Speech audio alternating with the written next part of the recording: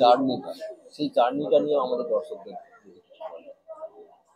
1 থেকে 32 জার্নিটা বিরাট এবং খুব কষ্টের মধ্যে দিয়ে আমাদের পুজোটা করতে হয়েছিল, কারণ এই অঞ্চলে তখন দুর্গাপুজো কিছু ছিল না।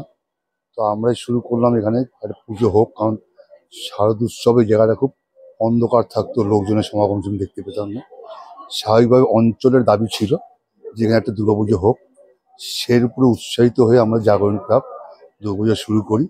দেখতে দেখতে আমরা 25 বছর যখন উদযাপন করলাম, সেখান থেকে আমরা বড় হওয়ার চেষ্টা করলাম যে থিম পুজোর আবির্ভাবটা আমাদের জাগরণীতে তখন থেকে শুরু হলো, এবং আমরা 25 বছর পড়তে থেকে আজকে 32 বছর পড়তে চলেছি।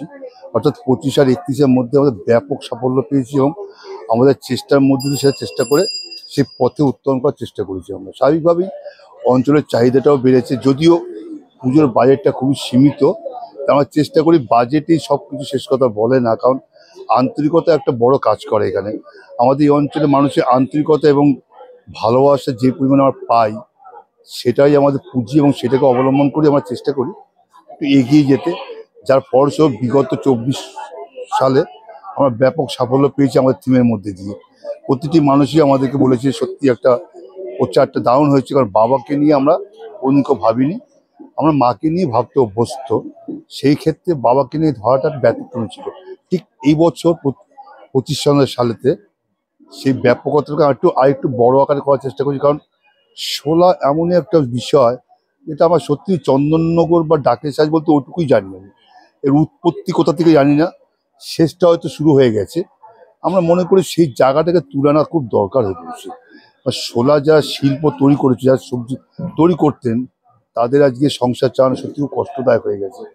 সেই জায়গাটা যদি একটু উত্তরণের পথ যদি দেখাতে পারি আমরা জাগরণের সঙ্গের পক্ষ থেকে, তাহলে মনে করবো আমরা বিশাল কিছু করতে পেরেছি। কারণ তাদের জন্য তো বলার একটা জায়গা চাই, যে প্ল্যাটফর্মটি জাগরণের সঙ্গে এবার দেওয়ার চেষ্টা করেছি, যে শোলা দিয়ে শোলার উৎপত্তি এবং শোলার ব্যাপ্তি আমরা এটাকে ধরে রাখার জন্য এবছর শোলাটাকে প্রাধান্য দিয়েছি, সেই কাজটাকে তুলে রাখি এই দেখতে। এই জন্য আমাদের এবছর এটা 25 বছর, আশা করছি আমরা খুব সাফল্য পাবো বিগত বছরের মতন।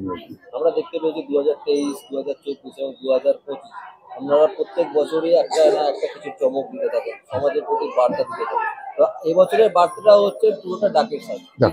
এই যে জিনিসটা আপনাদের মানে এই যে বার্তা, এটা মানে ইন্সপিরেশন কিভাবে আসে? এটা ইন্সপিরেশনটা বলতে ধরুন, যারা অ্যাকচুয়ালি শিল্পটাকে নিয়ে নাড়াচাড়া করে তাদের খোঁজখবর আমরা কেউ রাখি না, বিশেষ করে শহরের লোকেরা আমরা কেউ রাখি না, রাখার চেষ্টাও করি না। কিন্তু আমরা সেই জায়গাটাকে আঘাত করতে চাইছি, যে ওখানে একটা প্রজন্ম দাঁড়িয়ে আছে শোলা শিল্পের উপর দিয়ে, যাদের দৈনন্দিন কাজকর্ম সত্যিকার খুব সীমিত জায়গায় চলে গেছে। আমরা যদি সেই জায়গাটাকে ব্যবসা বাড়াতে পারি, একটু যদি এগিয়ে যেতে পারি আমরা, তাহলে মনে করো সেটি আমাদের কাছে বিরাট সাফল্য। আমরা কিছু করতে পেরেছি বা করার চেষ্টা করেছি, এটি হচ্ছে আমাদের। আচ্ছা, পুজো ক্লিক্সের দর্শকদের জন্য একটা শুভেচ্ছা। পুজো দর্শকদের শুধু একটা কথা বলবো, আপনারা বিগত বছর যে ধরনের উপহার পেয়েছেন জাগরণী সংঘ তরফ থেকে, আশা করি এবছর তার থেকে বঞ্চিত হবেন না। আরো ভালো আকারে, আরো বড় আকারে সেটাকে উপস্থাপনা করার চেষ্টা করুন। আপনারা আসুন, দেখুন, আনন্দ করুন।